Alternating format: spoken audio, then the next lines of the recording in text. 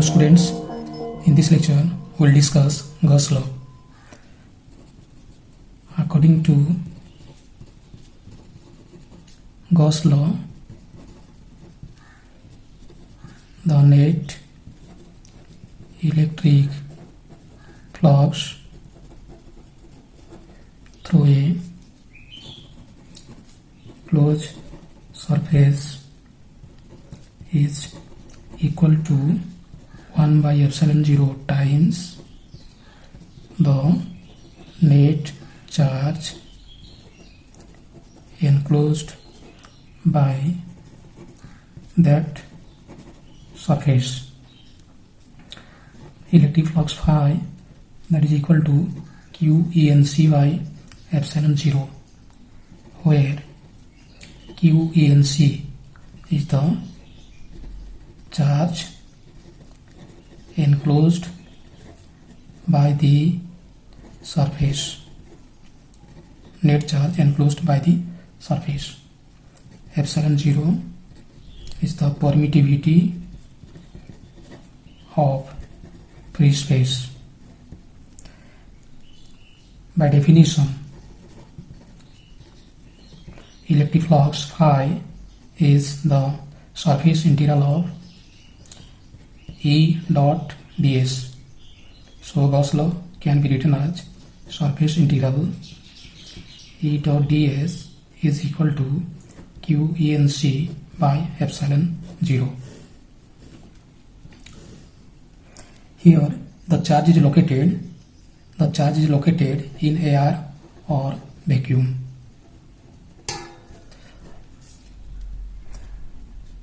The net charge QNC, the net charge QENC is the algebraic sum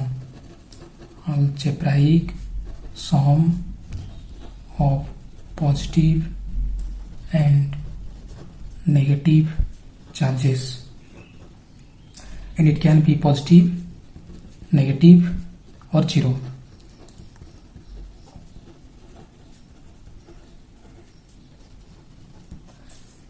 In this case, the sign of charge is to be considered. If QENC is positive, the flux is outward. If QENC is negative, the flux is inward. Proof of Gauss law. For simplicity, we consider a point charge placed at the center of a sphere of radius r. This is a sphere, its center is O and its radius is r. A point charge is placed at the center of the sphere. Consider a point charge Q placed at the center of a sphere of radius r. Now we divide the sphere into very small area elements, and we take a small area element delta S at a point P. Now join OP, this is the radius vector r, and the electric field is radially outward, electric field E. Now electric field E at the point P due to charge Q is given by 1 by 4 pi epsilon 0 Q by r square into r cap. Here r cap is a unit vector along r vector.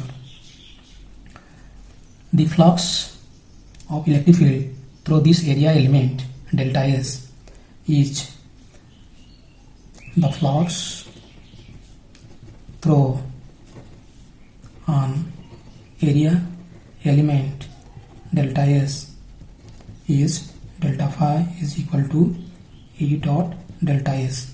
Delta S is the area vector, and that is normal to this area, and it is parallel to the electric field E vector. So angle between E and delta S is 0 degree. So delta phi equal to q by 4 pi epsilon 0 r square r cap dot delta S. E vector and delta S vector have the same direction. R cap is along R vector or E vector. So angle between R cap and delta S is 0 degree. R cap dot delta S, that is equal to mod of R cap dot mod of delta S cos 0 degree. Mod of R cap is 1, mod of delta S is delta S, cos 0 is 1. This is equal to delta S. So flux delta phi is equal to q by 4 pi epsilon 0 r square into delta S. This is the flux due to the area element delta S. The total flux through the sphere is obtained by adding of the flux through all the different area elements. So total flux through the sphere is phi equal to summation of delta phi taking over all delta S. This is equal to q by 4 pi epsilon 0 r square into summation of delta S taking over all delta S. This is equal to q by 4 pi epsilon 0 r square into S. S equal to 4 pi r square, which is the surface area of the sphere. Now net flux phi is equal to q by 4 pi epsilon 0 r square into 4 pi r square, or phi is equal to q by epsilon 0. So this is the net flux of a point charge located at the center of the sphere. When the charge is outside the sphere, this is the sphere whose radius is r, center is O. Now the charge is located outside the sphere. Suppose this is the charge q. Now field lines from the point charge is radially outward.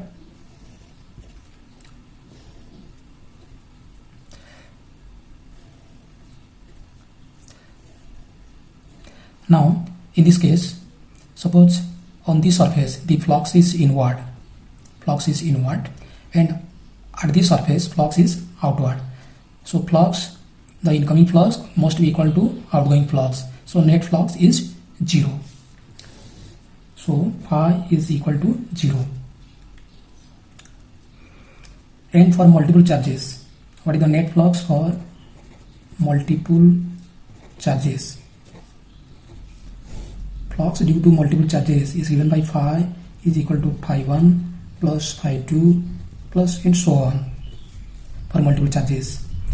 Phi 1 is the flux due to q1, charge q1 by epsilon 0. Phi 2, that is the flux due to charge q2 by epsilon 0 and so on, plus qi by epsilon 0. So this is the flux for all charges inside the sphere. For all charges inside the sphere, plus the other charges flux due to charge outside the sphere, that is 0 plus and so on, that is 0. Suppose this is the surface, q1, q2, q3 are located inside the surface, and other charges q1, q2, q3 are located outside the surface. So the 0 flux for all charges outside the sphere. So this is equal to, that is summation of qi by epsilon 0. So summation of qi means qenc, net charge enclosed by the surface, divided by epsilon 0. So phi equal to qenc by epsilon 0, or we write surface integral of E dot ds equal to q ENC by epsilon 0 if charges are inside.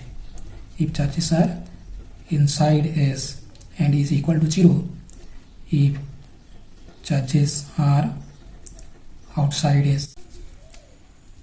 Let us derive Coulomb's law from Gauss law.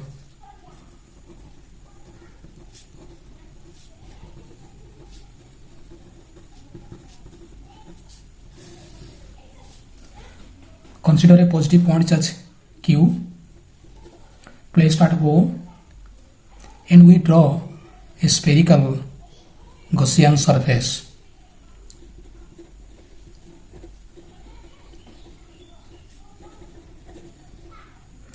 Its radius is R. Consider a positive point charge Q around which we have drawn a concentric spherical Gaussian surface of radius R. Let us divide the surface into different area. We consider such area at the point P. The electric field due to charge Q is radially outward. This is the direction of electric field, and area vector is normal to the surface area, that is normal to the Gaussian surface.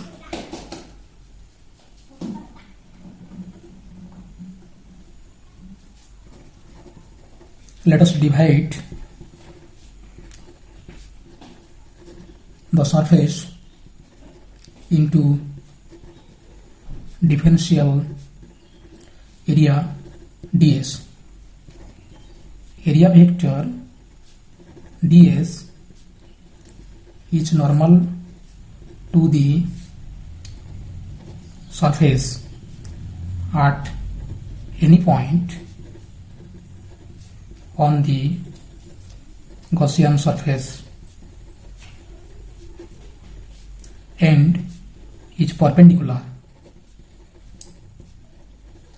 to it. Electric field is also perpendicular. Electric field is also perpendicular to the surface and directed away from the center. Directed away or outward from the center O. Here the angle theta between E vector and ds vector is 0. Now applying Gauss law, surface integral of E dot ds is equal to q ENC by epsilon 0. This is Gauss law. We applied on the Gaussian surface. Or surface integral of E ds cos 0 degree. Cos 0 degree is 1. Cos 0 degree, and q ENC, charge enclosed by the Gaussian surface S, is, that is q. So q by epsilon 0, q ENC, that is q. Electric field E is constant over the Gaussian surface. E is magnitude. E is constant over the Gaussian surface. Or E into surface integral of ds is equal to q by epsilon 0, or E into surface integral of ds, that is the surface area of the sphere, that is 4 pi r square, is equal to q by epsilon 0. Here integral of ds, that is equal to 4 pi r square. Surface area of the spherical surface. Now E equal to 1 by 4 pi epsilon 0 q by r square. So this is the electric field at a point P due to a point charge Q. Now we place a point charge Q0 at the point P. The force between Q and Q0 is the Coulomb force. The Coulomb force on the point charge Q0 placed at point P is F equal to Q0 into E. So this is equal to Q0 into 1 by 4 pi epsilon 0 Q by R square, or F is equal to 1 by 4 pi epsilon 0 Q into Q0 by R square. So this is the mathematical form of Coulomb's law.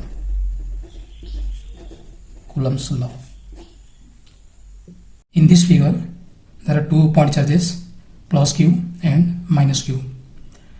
The field lines are shown in this figure, and here there are 4 Gaussian surfaces, S1, S2, S3 and S4. Then what is the flux through them? Surface S1. So this surface encloses the positive charge plus Q. Here the field lines are outward. So the net flux is outward. That means charge enclosed by this surface is positive.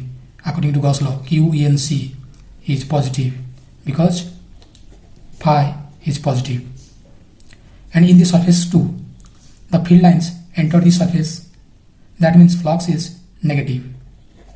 Surface through S2, flux is negative. So QNC is negative. QNC is negatively charged. So flux is negative.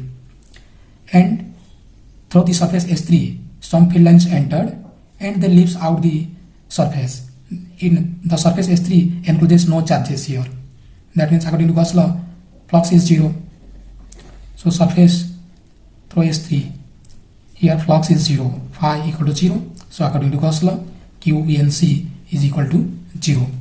Now the surface S4 that encloses 2 charges, plus Q and minus Q. So net charge is 0. Surface S4. So net charge QNC, that is plus Q minus Q, that is 0. So net flux phi is equal to 0. So first problem, there is a certain net flux phi I through a Gaussian sphere of radius r enclosing an isolated charge particle. Suppose the enclosing Gaussian surface is changed to a larger Gaussian sphere, B a Gaussian cube with edge length equal to r, and C a Gaussian cube with edge length equal to 2r. In each case, is the net flux through the new Gaussian surface greater than, less than or equal to phi I? So in this figure, this is the sphere, radius is r, initial flux is phi I. This sphere encloses some charge, net charge, so flux is phi I. Now the radius of the Gaussian surface increases, but the enclosed charge remains same. So electric flux is same as, that is phi I. In the next case, the Gaussian surface is in the form of cube, its side length is r. The net flux through this surface is also same, that is phi I. And at last, the cube has side 2r. The net flux through this cube is also phi I. So flux is same, phi I. Electric flux is independent of Gaussian surface, radius of any sphere or edge length.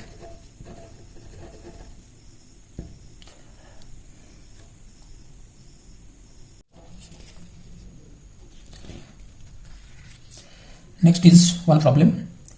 Figure shows 5 charged lumps of plastic and an electrical neutral coin. The cross section of a Gaussian surface is indicated. What is the net electric flux through the surface if Q1 equal to Q4 equal to plus 3.1 nanocoulomb, Q2 equal to Q5 equal to minus 5.9 nanocoulomb, and Q3 equal to minus 3.1 nanocoulomb. So here, this is the Gaussian surface. It includes charge Q1, Q2, Q3 and a electrically neutral coin. Charge Q4 and Q5 are outside the Gaussian surface. So the charge which are outside the Gaussian surface have no contribution to the flux on the surface. Only contribution to the flux are the charges Q1, Q2 and Q3 which are inside the surface. And coin is neutral. It contributes no flux. So according to Gauss law, net flux phi is equal to Q EMC charge enclosed divided by permittivity of free space. And enclosed charges are Q1, Q2 and Q3. Q1 plus Q2 plus Q3 divided by epsilon 0. Now we substitute the values of Q1, Q2, Q3. Plus 3.1 nanocoulomb means 10 to the minus 9 coulomb minus 5.9 into 10 to the minus 9 coulomb minus Q3 is 3.1 nanocoulomb 10 to the minus 9 coulomb divided by value of epsilon 0 is 8.85 into 10 to the minus 12 nano square meter. Now coulomb square per Newton meter square. And these two cancel here. So this is minus 5.9 into 10 to the minus 9 divided by this. And the value becomes 670 Newton square meter per coulomb. Now flux is negative. Negative sign shows that the net flux through the surface is inward. This is inward, and the net charge within the Gaussian surface is negative. This is the answer. Another problem. A positive point charge Q is at the center of a cube of side L. What is the net outward electric flux through the cubical surface? B. Use symmetry arguments to find the flux of the electric field through one face of the cube. C. Which if any of your answer would change if the charge were inside the cube but not at the center. Solution. A positive point charge Q is at the center of a cube. Now we draw a cube whose side is L.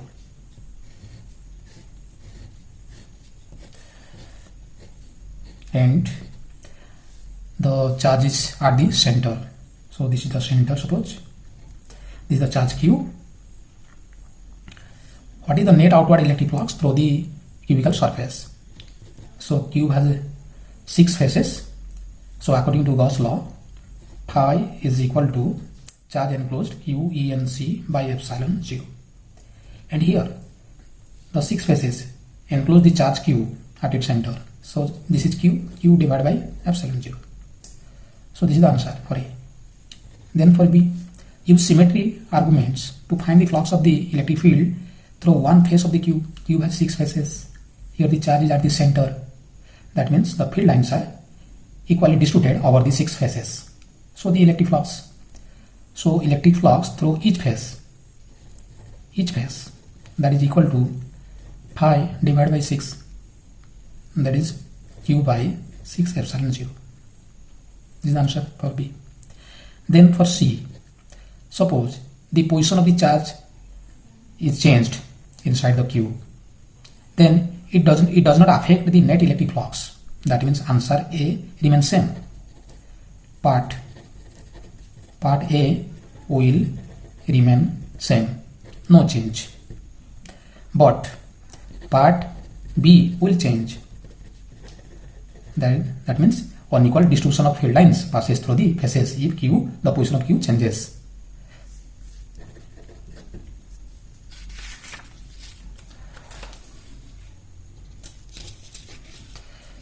Next problem. A charge Q is placed at a distance a by 2 above the center of a horizontal square surface of edge A as shown in figure. Find the flux of the electric field through the square surface.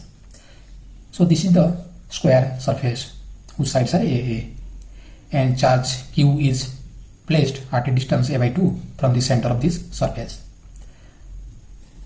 So think this face, this square face or face, that is one of the cube. If you draw a cube,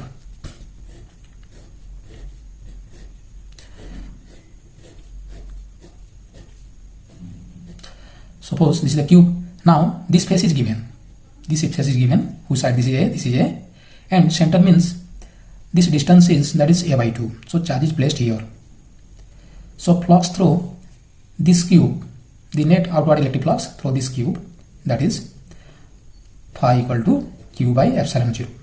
So this is for 6 faces, but this is one face. So flux through each face is, that is phi, each face, that is equal to phi by 6, that is equal to Q by 6 epsilon 0. So this is the answer. So this is capital Q. So Q by 6 epsilon 0. Next problem. A point charge Q is placed at one corner of a cube of SA. What is the flux through each of the cube faces? Solution.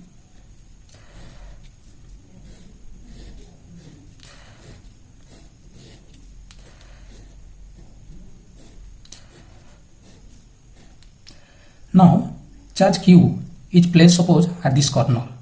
This is the charge Q. Now the total flux through any surface that completely surround the point charge Q is Q by epsilon 0. So according to that is Gauss law. If you put 8 cubes side by side, we put 8 cubes side by side at the point Q. So this cube is 1 by 8 part.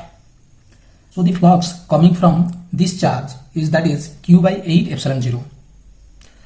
For 8 cubes, flux is phi equal to Q by epsilon 0.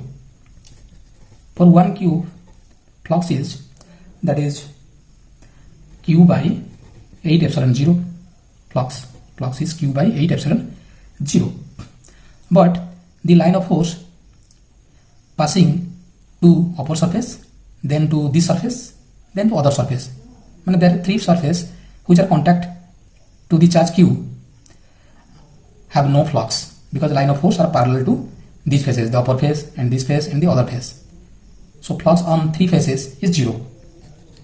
Flux on 3 faces enclosing charge Q is 0. But the other 3 faces have equal electric flux. So we have, for 1 cube, flux is Q by 8 epsilon 0. So this flux is distributed over the rest 3 faces. So flux through now the rest 3 faces. Flux through